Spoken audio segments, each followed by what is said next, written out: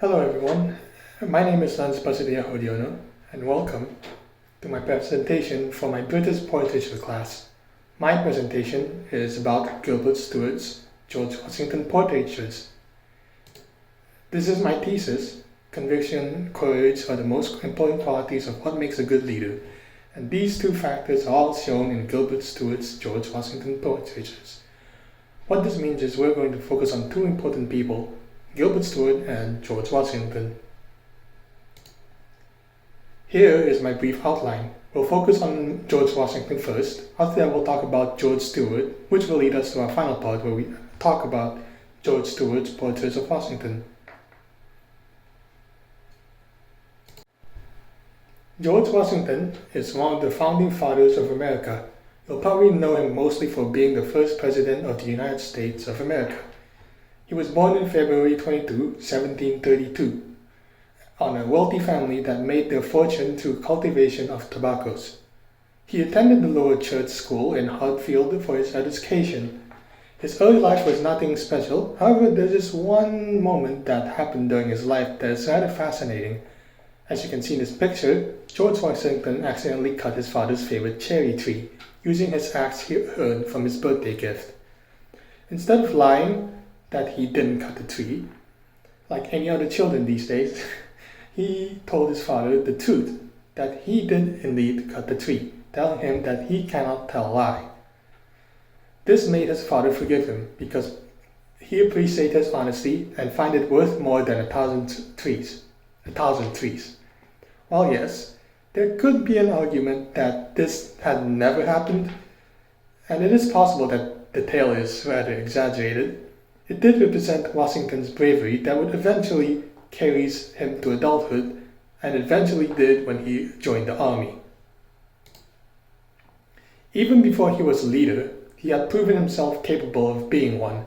In June 1775, the Congress ordered Washington to take command of an army to siege the British, despite having little to no experience of managing an army.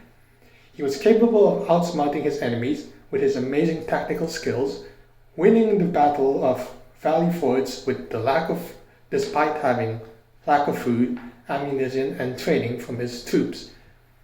This was one of the very moments when Washington is finally looked up to as someone who is capable of leading the people better than any leader that have ever existed during his time. Washington's bravery isn't the only thing that carries him, but his convictions as well. He is one of the few people at the time who tried to end slavery once and for all. He had spent most of his time as a president struggling to stop the institution of slavery and would often constantly spoke against the practice. While he was unable to stop it, he stayed true to his belief. He vowed to never hold another slave by purchase, and in 1799 he freed all his 200 slaves before his death. All of this what makes George Washington one of the greatest presidents in America's history. Like any other leader, he became a symbol of a great leader, and I'm sure that most of it is thanks to the painter Gilbert Stewart, who made Washington more than a symbol, but a legend. Gilbert Stewart is an American painter. I know, shockers, right? He was born and raised in Rhode Island. He started his painting career with the help of his teacher Cosmo Alexander. After the two were separated due to Stewart's sister's death, he studied in the Royal Academy of Arts, which pretty much improved his painting skills. After being successful in the industry with his first famous portrait of William Grant, he decided to start his own business as a painter. It was during this time where he spent most of his life as a painter, traveling to paint countless portraits for various people, mostly wealthy ones. It was when he went to New York where he got to meet a lawyer named John Jay and painted him a portrait of himself. Jay was so impressed by the portrait, he gave Stewart a letter of introduction to George Washington, and, as you can all tell, it was this very day when Stewart gets to paint one of, if not his finest work. This is a portraiture of George Washington, better known as the Lansdowne portrait. If it wasn't for this portrait, Gilbert Stewart would never have been ranked among the top echelon of painters. Lansdowne portrait is Stewart's depictions of George Washington.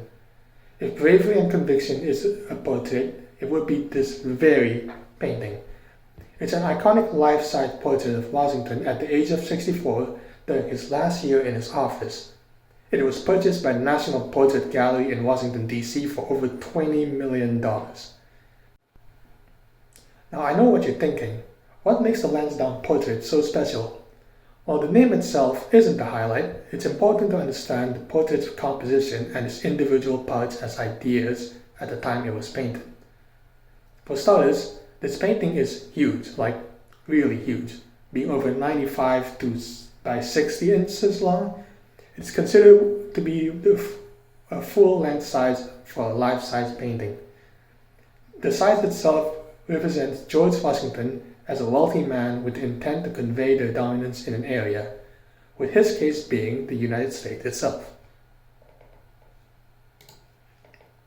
The most important part of the painting itself is the pose, colors, and the composition of the portrait. Gilbert Stewart decided to rely on an European precedent for the overall composition of the portrait. An art historian has suggested that the main source of Stewart's inspiration is the portraits Bishop Jacques Benet Bossert, which was painted by a French artist named Hyacinthe Rigaud. I apologize for butchering his name. When comparing the two portraits, everything started to click, don't you think? Both portraits consist of a man standing up, showing complete authority over their surroundings. While the bishop is holding a book, which I presume to be the Holy Bible, George Washington is holding a sheathed sword on his left hand, which symbolized Washington as the head of the state and a fine gentleman. While the portrait of the bishop is made of using engravings, Stewart did use colors on his portraits because, well, he's using paint. He has to put colors. This does give him an advantage on the color department. He used the color red to represent leadership and, most importantly, authority. George Washington also stands next to an armchair, which is decorated with an oval medallion with over 13 stars and stripes, which represent the original colonies of America. If you take a closer look at the table leg, it contains two figures of eagle, which I'm sure you Americans know it's the United States animal symbol. While Washington doesn't hold any book on his right hand, like the bishop, there are books on the floor and table which symbolize Washington's role in the political foundation of the American Republic. Interesting enough, Stewart even used the portrait of the bishop before he was even made the Lansdowne portrait. He painted many paintings similar to it, most notably the portrait of John Foster painted back in Ireland, which he again used the same technique when painting the Lansdowne portrait. Just like the Lansdowne portrait, the portrait consists of a man with a higher authority, with this case being a judge.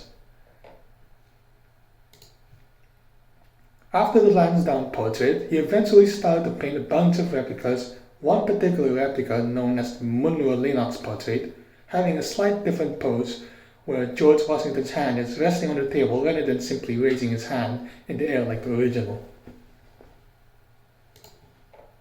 Stewart eventually would make another portrait. Some would argue that this would have been taken Lansdowne portrait's trophy if it wasn't for the unfortunate fact that Stewart died before he gets to finish the portrait. The portrait is known as the Athenian portrait, and despite being an unfinished work, it's still popular enough that the portrait is served as a model for the engraving that would be used for the United States $1 bill, and I'm pretty sure you know which one that is.